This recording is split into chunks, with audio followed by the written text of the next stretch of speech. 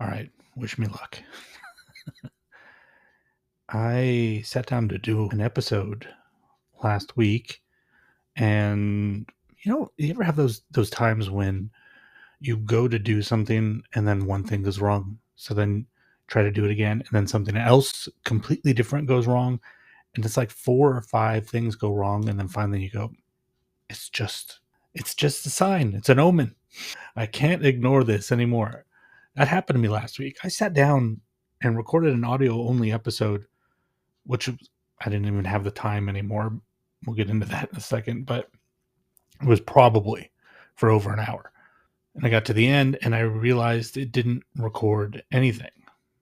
Now, the reason I made that rookie mistake after all these years is because Descript changed their whole everything. Their whole interface completely changed. And where before you would hit record once and then it would, you say record in the script into the script, not Descript, and it would start recording and you're going. Now you have to like hit that and then you have to hit record again. So I was not recording at all. And now they took it away where you can't see how much time you've been recording for, which normally I wouldn't mind, but now they have a limit where you can only process the audio on the affordable plan if it's under 60 minutes. Not under 60 minutes after you edit. The original file has to be under 60 minutes, which made me really angry because I recorded like a 1 hour and 10-minute video and I cut out 10 minutes so that I could use the processing, but I couldn't use the processing. So let's have a little bit of gripe here about Descript. Descript, you guys, you're pushing a lot of boundaries and you're doing some interesting stuff, but your support staff sucks. Sorry.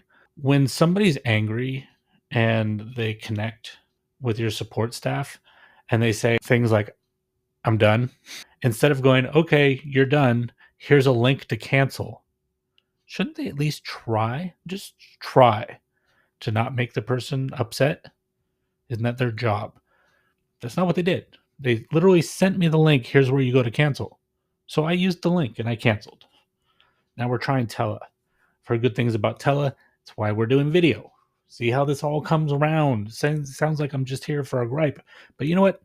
These are my episodes. If I want to gripe, I'm going to gripe. We have a different name. We have video. We have a different name. Drunk on Ideas.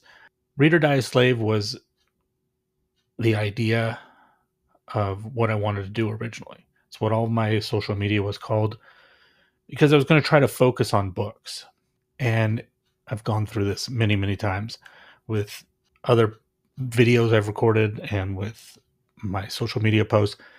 At a certain point, if my focus is just on books, it messes up my reading because it becomes like homework. Like, oh, I got to hurry up and finish this book so I can do another episode. Instead of really taking the time. If you're reading a book that's dense, you shouldn't be speeding up. You should be slowing down. So I couldn't continue with that, but I had brought back Random Badassery, which is technically the same feed. It was the name of a podcast that I did years ago. We went over this in the audio only episode before. It was fun to bring that name back. It was fun to bring that music back. But as I was doing it each time, I felt like it was 2014, 2015 again. And it didn't fit. So as I started piecing together things, what I started to realize what I had gotten wrong with Read or Die a Slave. First of all, people never said anything, but I have a feeling that people were a little bit steered away from it because it had the word slave in it. I can kind of understand that. And I was mildly cautious of that when I went in, but me, I used to be a punk rocker when I was younger, so sometimes I don't care. I'm going to do it anyways. There's this anti-authoritarian streak in me, which sometimes I use against myself, but that was part of the problem. And then I started to really look at what I got wrong and it's not about books for me, even though I love books. It's about what I get from the books. And I used to try to interpret that like, oh, it's about learning. I'm about learning. No, I like learning, but it's not just learning. It's the ideas. It's the ideas in books. It's why I like podcasts. It's why I like good YouTube videos, which this probably doesn't count as. It's why I like technology. It's why I like EDC. There are these ideas. Like, EDC seems like the weird one there, right? But there's ideas to EDC of I'm planning on this. I want to be able to do this in a situation. I want to be prepared. There's thought there, and there's a problem solving situation that goes on there where you go, okay, what kind of situation do I think I'm in? What tools do I think can I have that would help me get through those situations? And then comes the next puzzle. And how can I make this big mass of ideas of tools that I want fit into my pockets without pulling my pants down? So you have to find smaller tools, and then it's all about ideas. It's all about ideation. It's all about experimentation. It's the same thing that I like about apps, why I play around with so many apps. Like, what can this one do? What can this one bring to me? What can I learn from this one? So that's why I went with Drunk on Ideas, because it captures the narrow focus of what I'm interested in, but it also captures the broadness. What kind of ideas? Who knows? Depends. So I have hopes. I have hopes of where this could develop. Right now, as it stands, there are 4 parts to this. There's this, which is the podcast Drunk on Ideas. What I really want this to be is what it is right this second. An unpolished, off the cuff, unplanned, unscripted download. Just me coming in and unloading what's on my head. Sometimes about the process of what I'm doing, about the process of what I'm trying to accomplish, sometimes about maybe ideas that I can't get out of my head. Maybe sometimes I'm studying light and drawing and I want to talk about that. Allowing this to be closer to a behind the scenes than a program. Does that make sense? I want this to be more personal than professional. But I have all these ideas of things that lines of thought that I want to explore. And I have hopes that, I don't know if this will ever happen, but I have hopes that as I explore them for myself through the research that I do, which does happen, that at some point some of these things will get developed enough that I will either, what I've always hoped to do, write books, or be able to do something else, like make a quote unquote professional YouTube video, something that's more focused and structured and is actually scripted based on the research I have, or another podcast series. If I go really deep in a rabbit hole on a true crime case and I end up with a ton of research, why wouldn't I do a true crime podcast limited series just to go through that? So I have hopes for those things. I just don't know if they'll happen. So right now we have this, then we have X, which is my social media, which I'm not going to lie, I've been enjoying the hell out of it recently. I don't know what changed, but it really became more of a scrapbook or a sketchbook or a notebook for me, where I'm just kind of throwing things at the wall. There's no plan. There's nothing. Basically, what happens on most days is I come in and I bust open Readwise Reader, where I have way too many things saved. And I just kind of work through like reading like 5 or 6 things for the day. And then when I see interesting stuff, I'm sharing it over there. Just here's the link. I mean, here's the quote that's really interesting. Here's the link. If I have a thought, here's the thought. And then everything else that goes on there throughout the day just is stuff that comes up while I'm working. If I have a thought about an app, I just spit it on over there.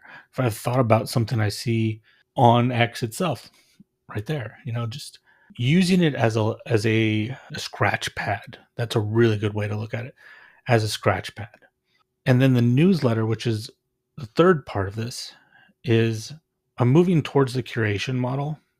And the reason I want to do that is because, number one, there's a lot of people that don't use X anymore. There's also a really hard to solve problem in this with social media, in this constant ephemeral feed where things are just keep, it's like a river. They just keep flowing past you. And if you miss them, you miss them. Well, for these interesting nuggets that I'm pulling out of other people's writing that I think are valuable, I want to offer a place where the best of those can be collected. So what I'm doing is that I'm also using it as a review for myself, so that at the end of the week, I go back and I look through everything I've posted for the week and go, what resonates with me is still really strong and valuable. And then trying to put those together, but not in a cut and paste way, but to really try to put them together and explain in a brief, tight, concise way why I think it's valuable. So that when people open it, they may disagree with me on what's valuable, but they'll understand that what I'm presenting is what I believe to be valuable. And I think those two things work really synergistically together because you have this more ephemeral medium, and then you have not necessarily a more permanent medium, but a medium that is delivered directly to you because it comes to your inbox. You don't miss it because it's going to be there. You might delete it without reading it, which I hope you don't do, but you're not going to miss it. And I think those two things work really synergistically together. And then every once in a while, I have something I want to say that's like longer. It might be short enough of a longer piece that I would just put it right on X.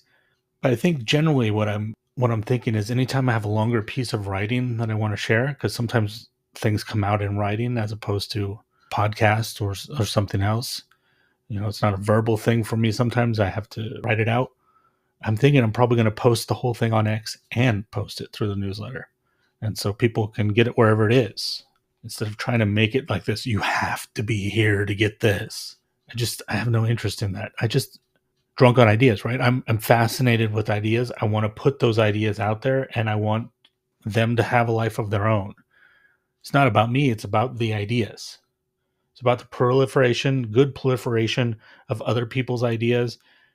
If I happen to have ideas that I think are good, put them out there and see what happens. Maybe they'll get destroyed. Who knows? But they're out there. So those three parts. And then there's a fourth part.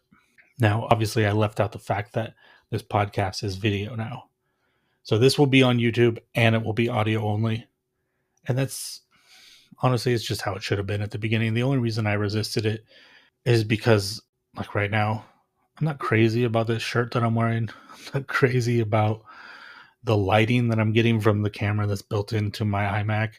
I feel weird about wearing the headphones, but I do better recording when I have the headphones. And I feel weird about the fuzzy background thing that doesn't fuzzy the background between my head and the headphones right here. All of these things. Or check out this piece of cat hair on the microphone. All these things are the reason that I tried to avoid video. But I'm not going to do it anymore. So it is what it is. The reason I'm okay with the video is not only because the Descript thing and the Tella thing. Look, there's some little artifacts of not fuzzy around my fingers there. Easily distracted. Obviously, I have a mild ADD. What was I saying? Oh, the reason that I'm doing the video too. So, was it yesterday? Yeah, I think it was yesterday. I sat down to do this. Okay, fine. Let's do the podcast. Start plugging everything in. And I was like, you know what? I don't have the brain energy to do a podcast episode. You know what I do feel like doing? I feel like talking about this topography in my app here. So I started to do a screen recording, and I recorded something in Descript, and my lips, when I was done what they had recorded, my lips were not matching the audio. It was only like 15 minutes long, but anyways, it annoyed me. I haven't opened Descript since. They can burn in hell. I don't really mean that. Can we put a pin in that? Here, I've got a little place where I can put a pin in things right here. Let's put a pin in that right there. Not talking shit. Okay, let's get back to that. What I'm trying to get to right now, before we go off on that tangent, is I started to record that. It didn't work out. I went into Loom to do it, and then 5 minutes was just too short. If you do a free video on Loom, it's 5 minutes limit, which is pretty generous for the type of things you're supposed to do with Loom. But anyways, I walked away from the computer after that, and I was just frustrated. It was the same experience that I had the week before. It was like, oh, so many obstacles in front of me. And maybe you think this is a little bit on the woo side, but I'll tell you, sometimes I get a little bit on the woo side. I'm kind of open to those type of things. I'm open to the idea of signs. I'm not going to lie, because for a lot of times in my life, they have not steered me wrong. So make of that what you will. I took it as a sign to walk away before I punched something, before I punched the keyboard. Like when we were teenagers, we used to get mad when we throw our Nintendo controller at the Nintendo. I went in the other room, started doing something else, and I don't even remember what I might have been on X, I might have been watching TV, and then all of a sudden it comes to me. You know what? Actually, I probably was watching YouTube. This is probably what happened. And it came to me, why don't I just record those weird videos about apps that I want to do? Why am I not doing that? In fact, 2 years ago, when I came back to social media and I came back to making content for the first time, I started what is now my EDC channel, my Curly's Curated. That originally was a tech channel about, at that time, I think I was just doing like Obsidian stuff, like everybody else. And it came to me that there's a reason I did that before. It's because I just kind of enjoyed it. And I actually got derailed with that channel, not just into EDC. I got derailed in the tech stuff because I went from exploring things in my app and like learning things in front of people on video to teaching. And I think that's where I lost it because it's like my content became just like everybody else's. And you know what causes that? It's the analytics and the algorithms and all of this stuff, because the algorithm wants you to succeed. People don't believe this, but the algorithm actually wants you to succeed because the more people making videos that are successful, the more money they make, right? So don't fool yourself on that. They want you to succeed. And the way that they can do that is by looking at everything else that's there and saying, okay, what are you doing and what is it similar to? Are you doing videos on tech? Okay, these are tech videos over here. What analytics can we give them that will help them understand why these videos over here are more successful than their videos, even though they're on the same topic? Well, they're going to give you analytics to tell you, where people drop off and where your peak times in your video are. Unfortunately, the consequence of having this kind of analytics and paying too much attention to it is that it homogenizes everything. It accidentally, and this is not the intention of it, but it accidentally makes everything the same. Everybody ends up with a similar format because when you do something different, you pay for it in analytics, right? If you don't do the quick intro that's hot and you do a long intro, you're going to pay for it because viewers drop off. And in that case, that's probably a good one because these long intros, nobody likes them. Nobody likes them. And I used to do them. I know for a fact nobody likes them. But there are other things that you can do that the algorithm is not going to understand because it doesn't compare to other things. If you do something unique, the algorithm is not going to understand that. And your analytics are not going to understand that. And you have to realize whether what you're doing is you're doing something dumb or lazy, or whether what you're doing is something unique and different. And unique and different isn't always a good thing either. Sometimes unique and different is just, hey, you have no audience. But a lot of times what unique and different means is you just have to keep doing it long enough for the people that like that unique and difference to find it, which sometimes can take forever. Which my notes are kind of in a state right now. So I have a note somewhere that I wish I could pull up right now. It's from Chris Williamson, the guy who does the Modern Wisdom podcast. He was talking about podcasting, and I'm just going to paraphrase him right now because I don't remember the exact numbers, but he said something like, you're going to do at least 100 episodes of a podcast before you even make $1. And you're going to do like 300 episodes before even anybody even knows what you're doing. That's a lot. 300 episodes. Think about that. That's an episode every day for a year, with some days taken off. Or if you do it weekly, that's many years. I can do the math right now. I'm not a math in the head person, unfortunately. At least not in front of a camera. Believe it or not, when you're in front of a camera, there is a mild sense of panic. I could pause and do it and look smart, but then you'd see the edit. So, have I said what I'm going to do? Yeah, record the videos on tech. And I'm going to call it Drunk on Tech. It's just going to be a secondary channel of Drunk on Ideas. Drunk on Ideas is going to be this. What's funny about it is this format that we're doing right now, I already know is going to be less successful than the Drunk on Techs. So my secondary channel will be more popular than my primary channel. But what I really want to do with those tech videos is I don't want to do what everybody else is doing. Not because I'm fixated with being different, but just because I realize that I have these thoughts that I want to get out, and they just happen to be things that are different. And there's a lot of tutorials which I when I'm learning an app or I'm trying to figure out how to organize an app that I've been using forever. God, I love when you guys make those great tutorial videos and you show me your system. I love watching videos about people's systems. So none of this is criticism. This would be a good time after this to wrap around to that no talking shit thing. The other thing is reviews. I don't really want to do reviews, but what I really want to do is I just see things in apps where I'm like, oh, this works really well. Oh, this doesn't work really well. Oh, I wish this looked like this. All these type of things.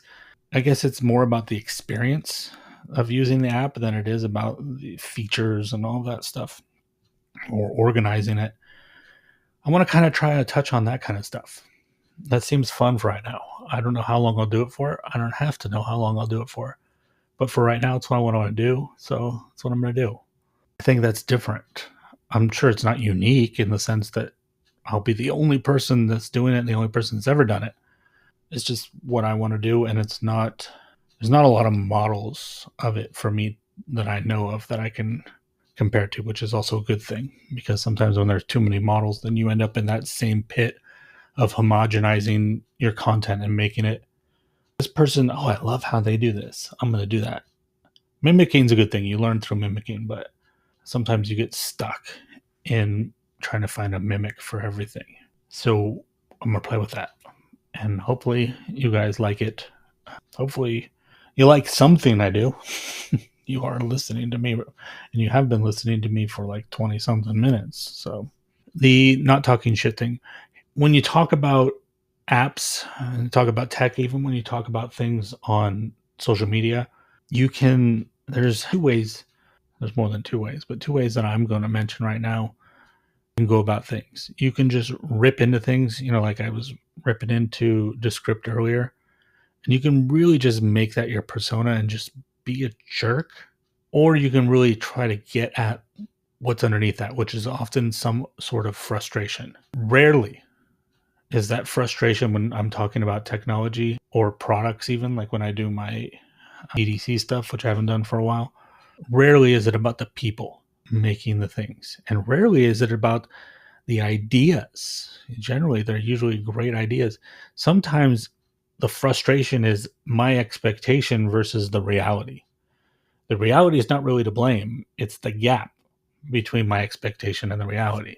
And a great example of that is when I said something several weeks ago, about having tried out Notebook LM from Google and having found the experience underwhelming.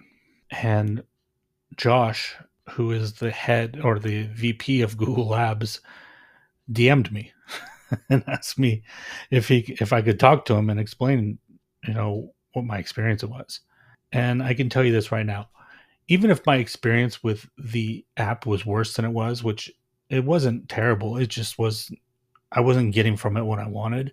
Some of that was me and some of it was just the stage of development of things. But even if I felt that way, I tell you something, I'm a huge fan of what they're doing. I think that when it comes to research and me being someone who's very interested in research, to be able to take a bunch of documents, PDFs, I don't know, census reports, huge pieces of data crime cases, things that you can't digest as a human being in a reasonable amount of time, to be able to take that in there and have the LLM read it and work with you to understand it and to find things in it, that's world changing. So you have to be careful the way you word things sometimes. Because while I was expressing my frustration, what I didn't express enough was my admiration for what they're doing and why my expectations were so high. Now, luckily, the three team members that I talked to on that call were three of the nicest people that I've virtually met. I would put them. I didn't actually meet them in flesh, but they're three of the nicest people I've met, including people that I've met in the flesh. And they're so smart, and they could explain things to me, and they're such good listeners. And you could tell from the questions they asked and the way that they listened that the only thing that mattered to them was getting this to work right. And it didn't matter that the egos were gone. And I don't think you get to that level of work on a project of that level for a company of that level without being able to turn that off and to really focus on the practicality. My point here, though, being is, let's say that I had worded that even more strongly, that message that I sent, that tweet. I guess we don't call them tweets anymore, that post. I would have never had the experience of being able to meet them. I would have never been able to have the experience of giving them my little sliver of input on their monumentous project. I would never have been able to ask them questions about things that I didn't understand about how these things work. I would have never had any of those experiences. So while I'm more about these things on social media and while I want to make videos about these things, and there are going to be criticisms of things, I'm trying to really remind myself every time to remember the people behind it and don't soften your criticism in the sense of lying, but word your criticism in a way that's useful to the person who receives it. Doesn't mean they have to agree with you. If I say, like, for example, I'm probably going to talk about this in one of my first episodes. I don't like the font that Reflect Notes uses, even though I like Reflect Notes a lot. They don't have to agree with me. They can love that font. My hope is just to express why it can be frustrating to use that font for me and maybe some other people so that they can take that into account. Maybe they'd never loved that font. Maybe they just thought it was a good choice. And then they hear this and they go, remember that other font that we considered? What if we switch to that one? It's nothing to do with me, but just being able to word things in a way that is beneficial to them, that they think, or maybe they've been debating that themselves for a long time, and all of a sudden they hear this and they go, yep, it's time for us to do the thing we've been thinking about for a long time. And it has to do with the way you word things. So while I say that I use the word reckless and undisciplined in the descriptions of these drunk on text and drunk on text, I wrote that there. It's drunk on text, drunk on tech, and drunk on ideas. I don't want to be reckless and undisciplined in the way that I word things and the way that I put them out there. It's important to me. I think these things, especially when we're talking about technology, these things are important. We're shaping the future of the world. We always have been. In the 1980s, when they were putting out the first personal computers, they were shaping the history of the world. We're still under the influence of the choices that were made then, and the things that influenced them. We're still under those. The roads in America, the width of the roads in America. I don't know if this applies to all of Europe, everywhere else as well, but in America, the shape of the roads is still based on the width of the axle on a chariot, because chariots used to make these ruts in the dirt that were the width of wheels, so that the wheels would go into these ruts. When you say you get stuck in a rut, that's actually what you're referring to, is these ruts.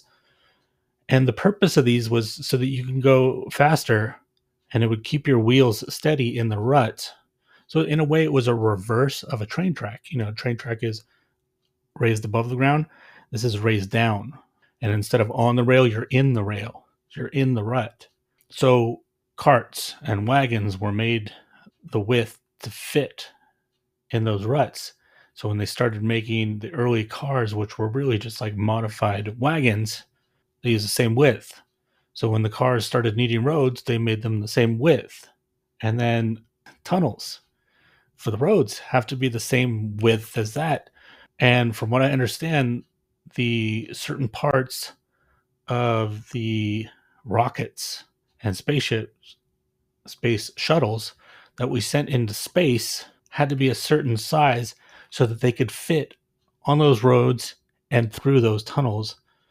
So things that we were sending into space were still under the influence of the width of a horse's ass, which was the width of a wagon or a cart axle. These things are important, they're monumental.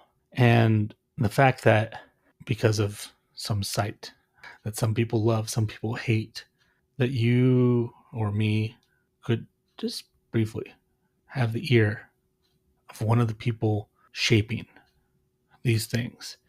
It's an extraordinary thing. That is an extraordinary thing. I don't know if generations after me understand that because they've grown up with it always existing, but I didn't grow up with the internet.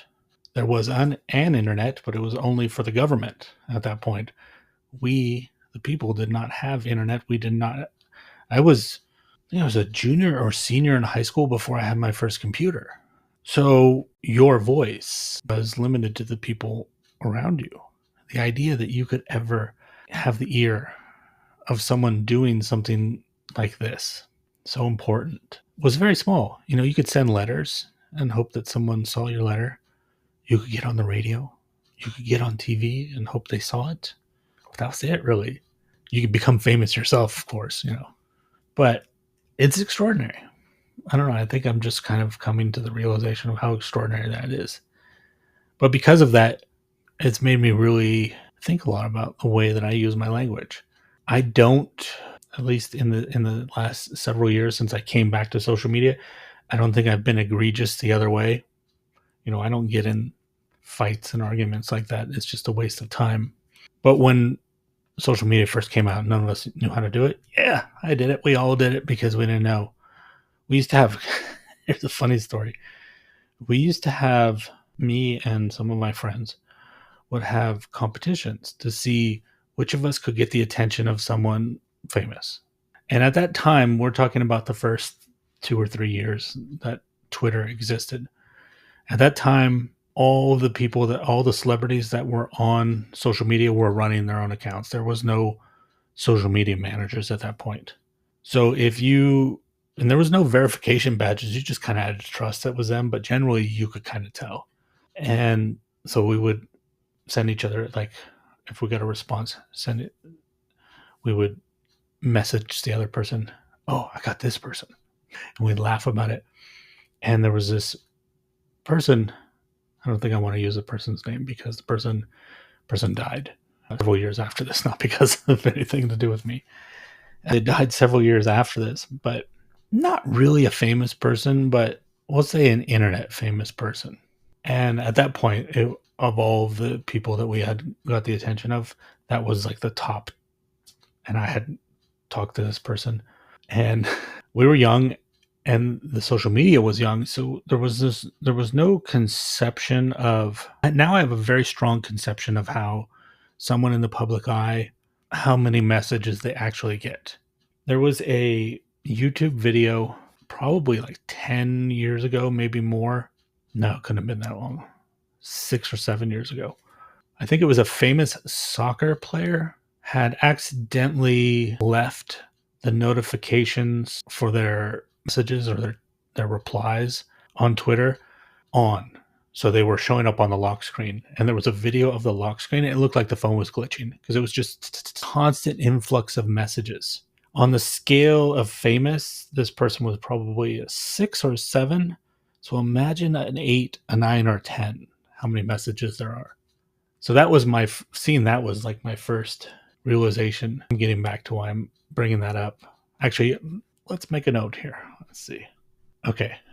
The person that I had gotten in touch with, every time I'd see the person post something, not every time, but let's say like 80% of the time I saw the person post something, I would reply. I would say something. Just trying to talk to them the way I would talk to my friends, because at that time, the way that Twitter worked, and there was no algorithm, you just see things chronologically. So I'd go through the feed, you'd see your friend say something, you'd reply to your friend what they said. You go through next friend, next friend, next friend. It was actually social media at the time.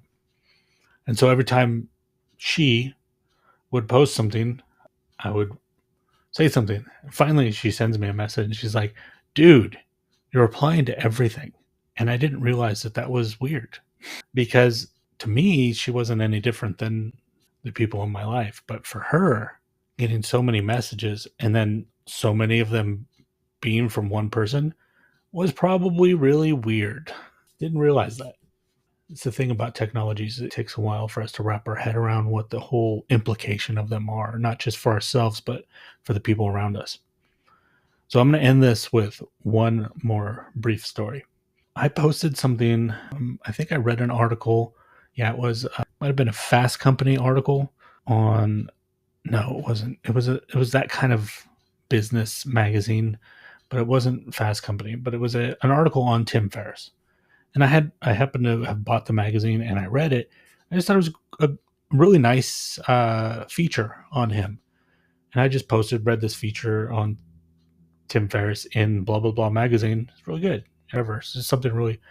Tim Ferriss retweeted me, and my phone almost blew up. This was probably at the peak of the Tim Ferriss show. I don't know. I don't want to say that it's gone down, but it's just like when it was considered one of the top shows. Period. There was no debate about that. And my phone was like that soccer player's phone. Boom, boom, boom, boom, boom, boom, boom. And I realized this is why when you message people that are above a certain level of notoriety, they never reply to you because they never see it. They literally never see it. Maybe that'll change with AI. Wouldn't that be a sad application of Notebook LM? Let's use Google Gemini to be able to read all of my messages on X and reply to them for me. Oh, that's a sad application. It's not far off from what some people are doing. There are some things that people are building that, what is it called? I posted this last week. Butterflies? Yeah, butterflies. It's an app where there are AI users. So it looks like Instagram, and you're posting and interacting with people, but you're also interacting with AI users that look like people, that are posting like people and talking like people and making comments. How long until your AI calls their AI and the two AIs talk to each other and the two people are just sitting on the couch picking their nose, unaware of the conversation happening between the two machines? 5 years. That's my guess. 5 years. I'm going to end this by saying what I said on when I was doing this just audio. You have any questions? Ask them. This behind the scenes type format here, personal format here, means it's open, and I don't imagine this will ever get big enough that I won't be able to see all of the messages.